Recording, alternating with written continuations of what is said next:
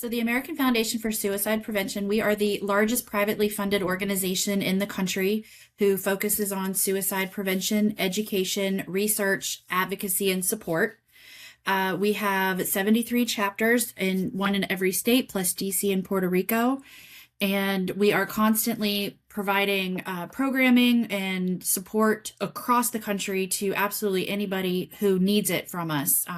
One of the things that we pride ourselves on is that we provide our programs at no cost to our constituents. We hold our events, which are the way that we raise most of our money, and then that way we can turn around and the money raised from those events stay within that community to help provide the education, the prevention resources, and then all the other programs that we offer. And so I want to get down to some basics though. When we talk about suicide prevention, are there some, I guess, warning signs that you all may have or mention that people can maybe observe if they feel like there's a loved one that's in crisis? There's so many different things that it's hard to narrow it down to a specific list, but we do have our signature program, which is Talk Saves Lives. And in that program, we do talk about noticing changes in behavior, changes in mood, or someone who actually just is literally telling you that they want to end their lives. People don't say that lightly. So when somebody says that to you, take them at their word. Ask them, how can you help them? Point them to the right direction. Give them the resources that they might need at that time. We want to make sure that everyone knows 988, which is the suicide prevention hotline. It is available to everyone in the country. It is free. It is there for, someone to go if they need some support, they need somebody to talk to. 24/7, 365. So that's always a great resource. But there's so many different things that you can't say that there's specific warning signs. But when you know somebody and you see that their behavior just isn't what it normally is, an example that I love to give is, if you work with someone and every single day, the first thing they do when they come to work is they go over all the sports scores from the night before. They want to recap every game that was on air. Well, they start coming to work and they're just not mentioning that anymore. You're going to notice that. You're going to notice that's a big change. Mm-hmm. And maybe, what we like to say with Talk Saves Lives, get that conversation started. Ask them how they're doing. Ask them if there's anything wrong. Just let them know that you're there. Let them know that you see them and that you care.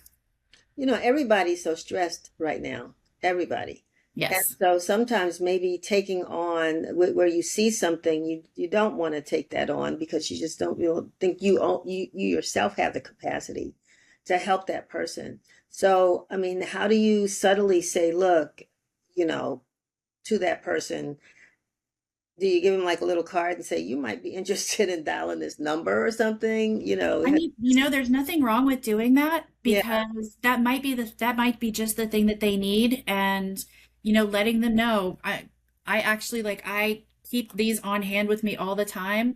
I have little stickers and I just hand them if somebody needs it. Just slide it over, or maybe write down a website, just anything. If it doesn't seem like a conversation they want to have or that you are capable of having, it doesn't mean that you don't care, and you can still just, like you said, slide them that card. Let them know that they see you, and maybe that's just the support they need right then. Because we're hearing so many stories now, not only are, well, we think we're hearing increased numbers of suicide and combination murder suicide cases, but especially within families.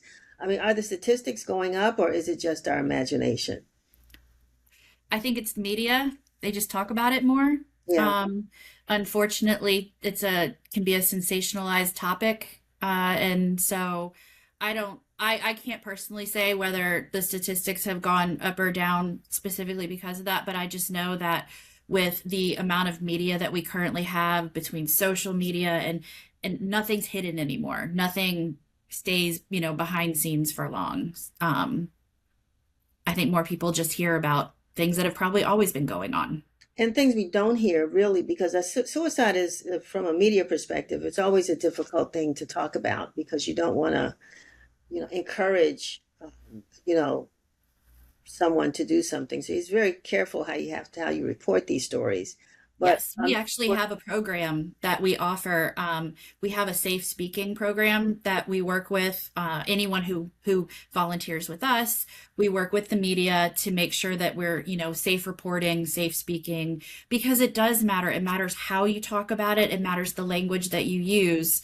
And so that's something that we just want to educate everyone on to, again, it breaks the stigma and it doesn't sensationalize a topic that doesn't need sensationalized. exactly, exactly. So you talked about volunteers. How do you all function? Is it a volunteer? Do volunteers come and get training? Do you offer volunteer opportunities? How does that work? Absolutely. We are so thankful for our volunteers. Here in the National Capital Area chapter, there's actually only two staff members, and that's myself and Ellen Shannon. Oh, And in our chapter, we cover Washington, D.C., Fairfax, Prince William, and Loudoun counties. So it's a lot. It's a lot to do, and we highly need the support of our volunteers. We have an all volunteer board. We have, for each of our events, we have one hike and four walks. Each of those events, we have an all volunteer committee. And we have day of volunteers. We have program volunteers. We have so many different ways that people can come together to work with us, to support us. And if it's something where they want to become a program volunteer, a presenter, we do all the training. We put them through everything that we need to, the safe speaking guidelines. They learn the programs. They learn how to go to table at an event and just learn how to talk about us and share our resources. And we love that. And we would always welcome more volunteers for that.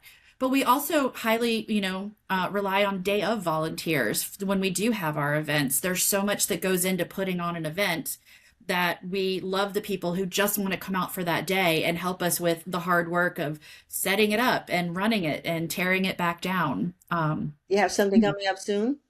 We do. We have our construction hike for hope. That's coming up on May 30th. It's going to be at Hemlock Overlook Regional Park in Clifton, Virginia.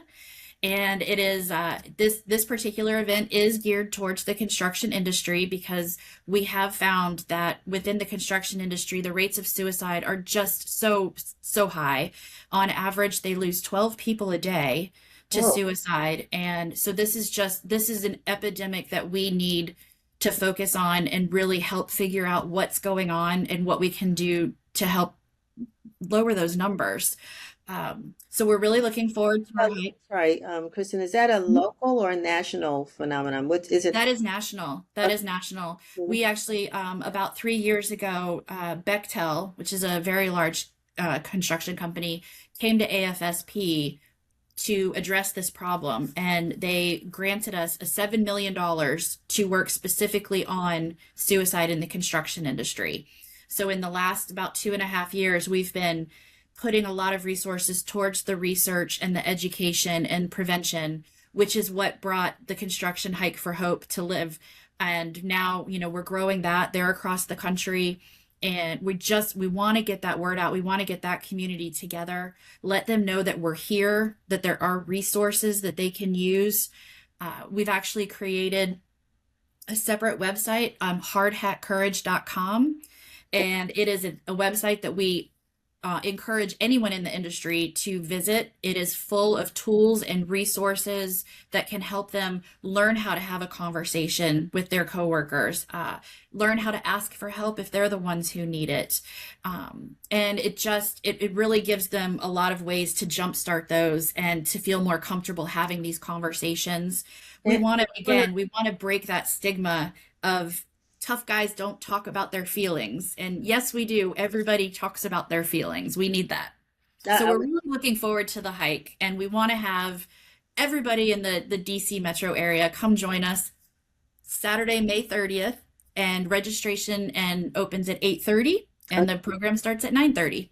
And people can go to your website and get more information about that, correct? Yes, ma'am. They can go to afsp.org/NCAC and they will find a listing of all of our events, including the hike, which is the first one up. Yeah, I'm really glad that you brought that to our attention and that you're here with us today because, a lot of people have family members that are in the construction industry and who knew? Are you all working on, are there any like policy um, issues that you all are working on that may address some of these, what your findings are, what may be in the workplace that's contributing to this high number of construction workers. We do have within our national team, we have an excellent advocacy group who works closely with those on the Hill and the lawmakers and all that. I also had the privilege of joining OSHA for their Construction Safety Wellness Week to share our resources. They are very eager and excited to help us to promote these, to get the word out, and to figure out what else we can do to try to end this issue and figure out just what we need to do that. Wow. Well, thank you. Thank you, one, for your patience for waiting so long Sure. to chat, but also for bringing this information to us. I don't know if there's anything else you might want to add other than for people to go to the website and come out and see you in May and participate on the it's a walk, right? It's our hike. Your hike. So yes, the only other thing I would say, definitely visit our website. Come join us at the hike. We also have our 4 walks in the fall, one in each of our locations. So we'll have one in Prince William, Loudoun, Fairfax, and DC. And what I would like to say is for all of our events, our registration is free. We have no fundraising requirements. It is open and accessible to anyone and everyone. We just want everybody to come meet the community, and see who else is out there to support them. Let me ask too, on the other side, I mean, because we're looking at DC heading, kind of like southwest to Virginia, but in Maryland, are there counterparts? Are there other Yes, ma'am. Okay. We have a Maryland chapter. They too, they've got hikes, they've got walks. Again, we are across the nation, so we have a chapter in every state. So if you live somewhere and maybe the one that we're talking about isn't close, if you just go on to AFSP.org's website, you can find who's closest to you in whatever state it is that you want to look into. And my last, I'm like the Baptist preacher. One more. Yeah. But I mean, we're talking about suicide prevention, but what about family members who are survivors of suicide? Do you all provide any kind of support to them? Absolutely. We have several different programs that we can offer. We have Healing Conversations, which is an excellent program that will partner someone that has been in a similar situation so that they have someone that they can talk to who really understands where they're coming from. We have Lost Survivor Day across the chapter where we hold an event where people can come and spend some time together and work through some of the, what they've gone through. And we also have International I'm going to say it wrong. It's ISOLS Day, and I never get the words right. It's the Thursday before or the Saturday before Thanksgiving, also a large event. But again, if they go to our website, we have all of our programs listed, several different ones. We offer support to people who have lost someone. We have support for people who themselves have struggled. And we just have so many resources. And we really hope that people will go on there and look and see and find the resource that works for them. Wonderful. Kristen, thank you so much for being with us and for sharing this information. It's really very valuable information and a resource that the community can use. So I appreciate you taking some time today to talk about it. Well, I appreciate you having me and letting me share these because we just think it's so important and we want everyone to know that they're there. All right. Well, good luck with the hike. Thank you. And we'll talk again sometime soon.